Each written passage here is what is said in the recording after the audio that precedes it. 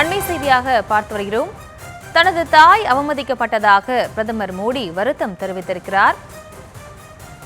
தனது தாயாருக்கும் அரசியலுக்கும் எந்த தொடர்பும் இல்லாத நிலையில் அவமதிப்பு நிகழ்ந்ததாக பிரதமர் மோடி வருத்தம் தெரிவித்திருக்கிறார். அந்த அண்மை செய்தியை பார்த்து வருகிறோம்.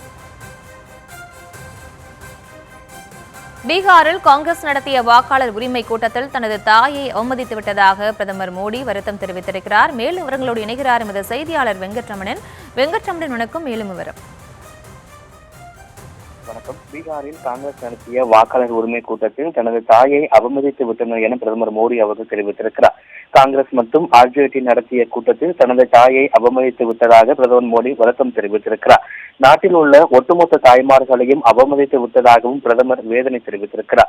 தனது தாயாருக்கு அரசியலுக்கும் எந்த தொடர்பும் இல்லாத நிலையில் தனது தாயார் அவமதிப்பு செய்யப்பட்டிருக்கிறார் என பிரதமர் நரேந்திர மோடி அவர்கள் தெரிவித்திருக்கிறார்.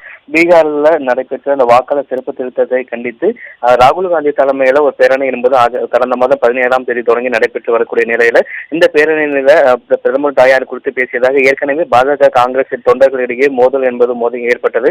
இந்த நிலையில்தான் தற்பொழுது பிரதமர் மோடி அவர்கள் இது குறித்து தற்பொழுது வேதனை தெரிவித்திருக்கிறார். பீகாரில் நடைபெற்ற காங்கிரஸ் நடத்திய வாக்காளர் உரிமை கூட்டத்தில் தனது தாயை அவமதித்து விட்டதாகவும் தனது தாயாருக்கும் அரசியலுக்கும் எந்த தொடர்பும் இல்லாத நிலையில் தனது தாயார் அவமதிப்பு செய்யப்பட்டிருக்கிறார் என பிரதமர் மோடி வேதனை தெரிவித்திருக்கிறார்.